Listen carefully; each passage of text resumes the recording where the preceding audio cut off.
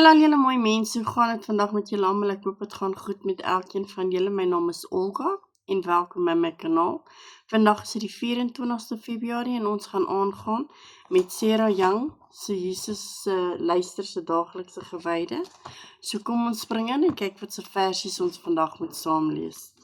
Die eerste ene is Efesiërs 3 vers 16 tot 19. Efesiërs 3 vers 16 tot 19.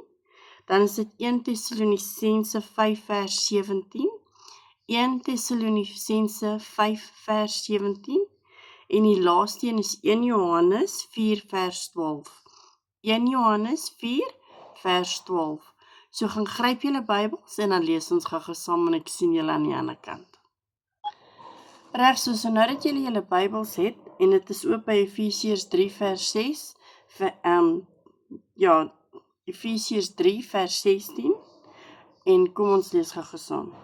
Ek bid dat hy deur sy gees uit die rykdom van sy heerlikheid aan julle die krag sal gee om innerlik sterk te word, dat Christus deur die geloof in julle harte sal woon en dat julle in die liefde gewortel en gegrondves sal wees. Mag julle in staat wees om saam met al die gelowiges te begryp hoe wyd en ver en hoe hoog en diep die liefde van Christus strek. Mag julle sy liefde ken, liefde wat ons verstand te bowe gaan, en mag julle heeltemal vervul word met die volheid van God. Reg, so nou is dit 1 Tessalonisense 5 vers 17 en al wat daar staan is bid gedurig. Bid gedurig. En die laaste versie wat ons vandag moet lees is 1 Johannes 4 vers 12 en hierso staan: niemand het God nog ooit gesien nie, maar as ons mekaar lief het, bly God in ons en het sy liefde in ons sy doel volkome bereik. So dit is wat die Bybel sê. So kom ons lees wat die boekie vandag sê. Liefdevolle verlosser. Ek begeer om die diepte en breedte van die liefde wat alle verstand te bowe gaan te verstaan. Ek het agtergekom, daar's 'n eislike verskil tussen om u regtig te ken en om net kennis oor u te hê. In plaas daarvan om net feite oor u te ken, wil ek die liefdevolle teenwoordigheid ervaar. Ek besef ek het die Gees nodig om my te help, om aan my krag te gee, om innerlik sterk te word, sodat ek kan begryp hoe breed en lank en hoe hoog en hoe diep u liefde vir my is. U leef in my hart sedert ek verlos is.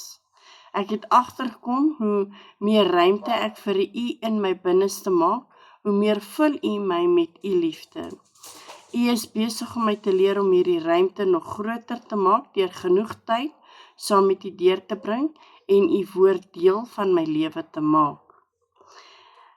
Ek wil leer om in kontak met u te bly, meer nodig om nooit op te hou bid nie. Dit is 'n gewoonte wat vreugde in my lewe begryp en my nader aan u te hou. Here, mag u liefde deur my na die lewens van ander vloei. Dan kom die liefde in my optree ten volle tot verwesseling. In die liefdevolle naam Jesus. Amen. Baie dankie elkeen van julle wat vandag saam met ons kom Bybel lees het. Ek waardeer elkeen van julle. Onthou asseblief julle thumbs up. As julle nog nie subscribe het nie, druk asseblief die knoppie en help my kanaal groei. Stuur dit aan familie en vriende as julle dit nog nie gedoen het nie. Ek sal dit regtig waardeer.